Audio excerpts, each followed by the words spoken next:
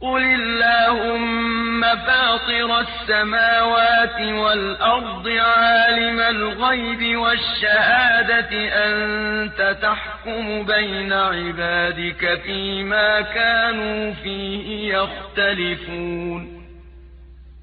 بسم الله الرحمن الرحيم. Alhamdulillah والصلاة والسلام على رسول الله.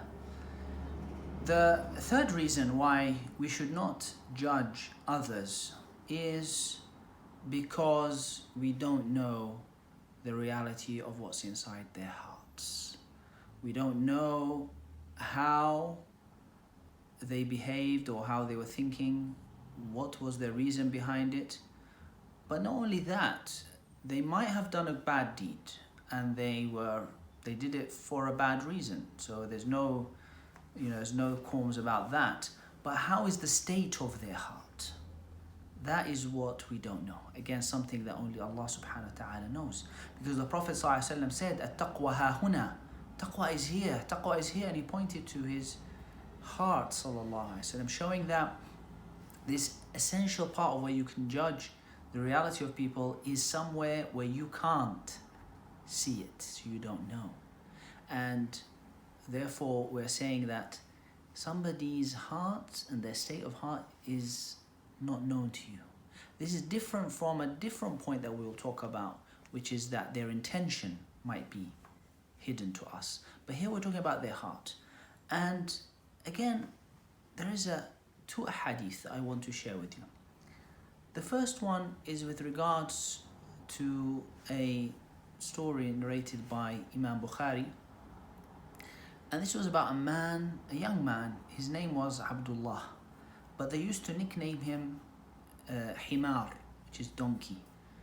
Now I know sometimes people say that's quite a bit harsh to call somebody donkey, but actually in that time, Himar, and even now the same Himar, but it's just the usage of the word, was that Himar, a donkey, was actually a positive nickname, because a donkey is an animal which is persistent, it's stubborn in achieving its goal. It carries on. A donkey can work for many hours and carry on working, and people carry and use the donkey for loads and so on. So a positive thing, much like the word dog. Actually today people use the word kelb and it's an insult, but a dog has so many qualities, good qualities. Maybe the top of those qualities is that the dog is loyal. And in fact, I think one of the imams even put a book together, compiled a book, giving 30 or so reasons why, the positively of how the dog has been misjudged or mistreated. I digress. Going back to the hadith, this man, his name was Abdullah, he used to be someone who used to joke a lot, and he used to make the Prophet ﷺ laugh. And at the same time, he used to give the Prophet ﷺ gifts and so on. But he also used to drink alcohol. He used to drink wine. And he used to drink wine, and he would be brought to the Prophet ﷺ, and the Prophet ﷺ would instruct the people around him to punish him for this, and that was to be lashed. And then he would go away. Then he'd come back again, having drunk wine, and again he would have to be punished for that. On one occasion, a man said, لعنه الله ما أكثر ما يؤتى به. May Allah curse him. How many times is this guy always being brought for the same crime? So the Prophet ﷺ commented, he said, لا تلعنوه فما علمت إلا أنه يحب الله ورسوله. Do not curse him, because what I know of him is that he loves Allah and his messenger. This hadith narrated by Imam Bukhari has a longer version in other narrations. But you can see that this person, although he was doing some bad sins, his core, his heart was good. He loved Allah, he loved the Messenger ﷺ. Obviously we can't use that as an excuse for doing bad sins, and that's not what we're saying here.